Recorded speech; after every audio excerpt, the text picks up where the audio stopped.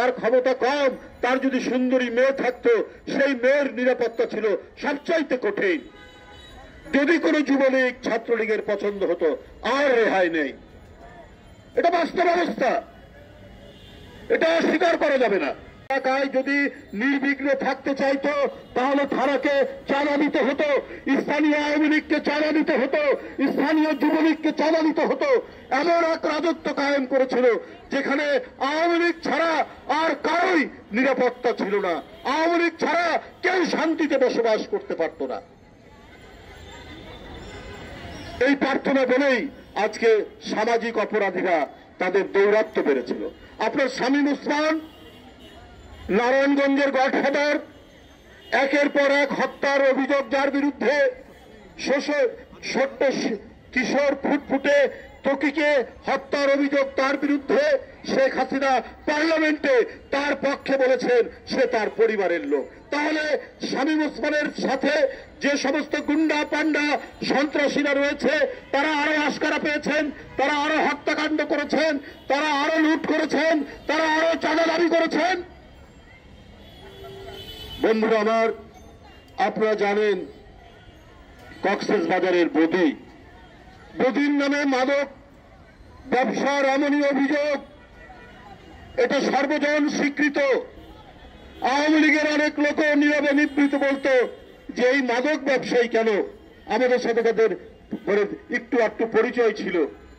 যেখানে দেখা হয়েছে হাটে ঘাটে বন্দরে, যেখানে দেখা হয়েছে যে ভাই আমরাও বলতে পারি না মোদিকে কেন এমপি করতে হবে।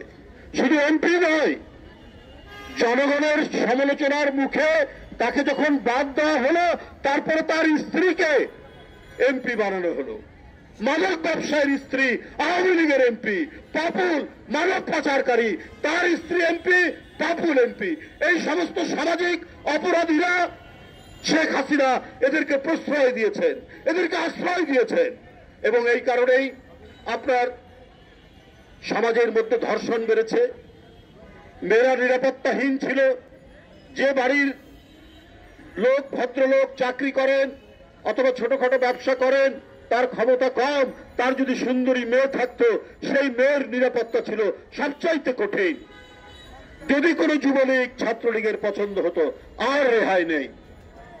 এটা বাস্তব অবস্থা, এটা অস্বীকার করা যাবে না। এত টাকা লুট করেছেন যে একটা জেলা পর্যায়ের ছাত্রলীগের নেতা ২,০০০ কোটি টাকা বাইরে পাচার করেন। তাহলে এই যে টাকা পাচার তো হলো একটা ক্রাইম, একটা অপরাধ।